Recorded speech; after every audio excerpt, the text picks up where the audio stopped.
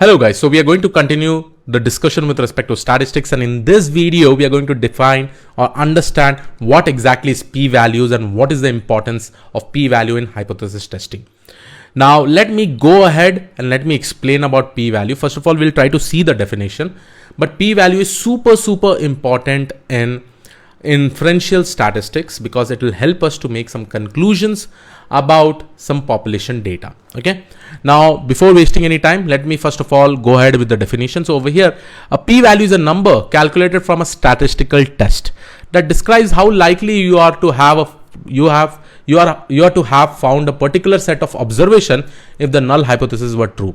P-values are used in hypothesis testing to help decide whether to reject the null hypothesis. Okay, not a worry like if you are not able to understand, but I will give you very good examples regarding p-value. Okay, so let me go ahead and let me explain you. I hope everybody has probably used a keyboard, right? In keyboard you have a space bar. So this is how your space bar looks like, right? Most of the time with respect to this particular space bar, you touch it in this region, right? In this region, right? Most of the time you touch in this region, and specifically hardly you touch some of times over here, here, or here, here, or here. So if I probably try to see this touch distribution is also like a Gaussian normal distribution, something like this, right? Now within this kind of distribution, let's say one of the data point over here, if I say my p-value is 0.2. Now what does this basically mean? This basically means out of 100 touches in this space bar, 100 touches, we touch around 20 times in this region specifically, in this region. This is in the layman term I have explained you what exactly p-value is over here, right? P-value is basically talking about the probability of a specific outcome in a specific region in this case. Now if I say p is equal to 0.2, I'm basically saying out of 100 touches, we touch around 20 times in this specific region. Okay. Similarly, let's consider that in this region, my p-value is 0.8. Now this basically means out of 100 touches, how many times I'm touching over here? Somewhere around 80 touches, right? So this is how we can just think of the p-value right now. Okay. But let me go ahead and explain you with the help of hypothesis testing. Here I will also be taking an example for that. Okay. So let's go ahead and let's talk about this hypothesis testing. Now, as you know, in hypothesis testing, my first step is basically to write the null hypothesis, alternate hypothesis, and then we specifically perform a statistical analysis or statistical test. The outcome of a statistical test is p-value. Okay. Now, how it is related and all, I will just talk about it. Let's take an example. Let's say I want to probably do a hypothesis testing on a fair coin to just find out whether the coin is fair or not. Okay, and probably I will try to find this out by doing 100 tosses. Okay, now let's say out of, or forget about 100 tosses right now. Okay, let's consider that the probability of head is 0.5 and probability of tail is 0.5. In this scenario, we know that even though we toss 100 times, let's say if we are tossing it for 100 times, if this is the probability based on the Bernoulli's theorem, Bernoulli's distribution, sorry, not theorem, distribution, 50% of your time heads will come, 50% of times tails will come. So I can definitely say this coin is fair. Let's say if I probably go and say my probability of head is 0.6 and probability of tail is 0.4. Now in this scenario, I may consider, okay, fine, probability of head is 0.6, 60 times I'm getting out of 100 tosses. There may be a scenario like, okay, fine, sometime we may continuously get head 10 times. Okay. But if I go to the next scenario where I say my probability of head is 0.7 and my probability of tail is 0.3. Now you'll start thinking, okay, this is something wrong with the coin. The coin is not fair because 70% of the times it is basically coming as head. Now how we can probably confirm this experiment through hypothesis testing, and we'll try to see what exactly it is. Okay. So in the first step in the hypothesis testing, we will first of all define our null hypothesis.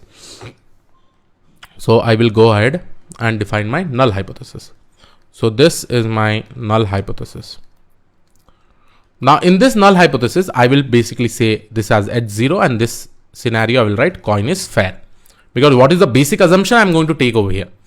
The second scenario will be alternate alternative hypothesis or alternate hypothesis. Alternative, no, alternate hypothesis. Okay. Alternate hypothesis. So here I will be having H1 and this will be coin is not fair. Okay. This will be the opposite one, right? Not fair. Now this is fine. Now coming to the third one, the type of experiment that I'm going to perform to solve this. Let's say the experiment that I'm performing over here, I will just toss it for 100 times. I will toss it for 100 times. I'll toss the coin for 100 times. Okay. Let's say the over here, I'm just going to draw a diagram. I have 50 times over here as my mean. Okay. If I'm probably getting this x-axis is nothing but it is the how many times I'm getting head, let's say. Okay. So this will be 50. Let's say standard deviation is 10. So I will write 70, 80, 90, and this will be 40, 30, 20, 10. I have defined like this. Okay. So with respect to this distribution, obviously, you know that we will get this kind of bell curve. Okay. When I have this mean and standard deviation as 10. Now, this is obviously the mean value that I have. Okay. Now, the number of times, let's say out of this, if I'm probably getting 50, number of heads that I'm getting 50, then I can definitely say the coin is fair. Okay. Let's say if I get number of times of head is 60. Now here also I told you, right, in the above scenario, we told that, okay, fine, it is fair. 60 times it can come and 40 times tail it can come. But now what will happen if 70 comes? Like if I toss the coin 100 times and probably I get the 70 value. Now it is a concern. Now there is a problem saying that, okay, fine, 70 times head is coming, 30 times tail is coming. This coin may not be fair. So what we do is that we define a confidence interval. We basically make sure that we define a confidence interval. The confidence interval can be between 30 to 70. Let's say, how do we define a confidence interval and all? I'll talk about that. A domain expertise is definitely used over here. Okay. So in this scenario, let's say I am saying that if I'm tossing the coin and if it is between 30 to 70 number of heads in this region, okay, in this specific region, then what I will do is that I will consider that my coin is fair. So in this region, if any number comes, I will consider the coin is fair.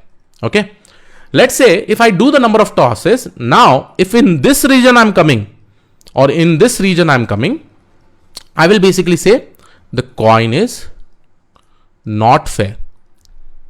Okay. Coin is not fair and coin is not fair. Coin is not fair. Now, how do we define this confidence interval? There is a very important parameter which is called as significance value. Okay. Again, we'll learn more about the significance value. The significance value is denoted by alpha. If I say alpha is 0.05, then what it is saying is that we have to find out a confidence interval by taking this entire area 1 minus 0.05. So 1 minus 0.05 is nothing but 0.95. So this area that you are seeing, right? If I'm saying for this particular problem, my significance value is 0.05. Now you may be thinking, Krish, who will set this significance value? Okay. And how it is related to p-value. I'll explain about that, everything. Okay. Now in this alpha value, significance value is decided by the domain expertise. Based on problem statement, this value may differ. Okay. For a health problem statement, your significance value may be less, it may be more. For different problem statement, we basically define it. Okay. Now in this scenario, when I probably try to calculate the confidence interval, I'm getting 0.95. So this area is basically 95% confidence interval.